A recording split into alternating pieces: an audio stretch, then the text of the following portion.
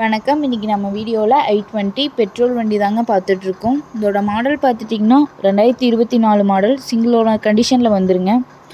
Kilometre பார்த்துட்டிங்கன்னா 60,000 kilometre ஓடி இருக்க சர்வீஸ் ரெக்கார்டுங்க.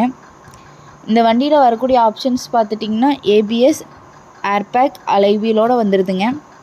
டயர் பார்த்துட்டிங்கன்னா 80% கண்டிஷனில் இருக்குதுங்க.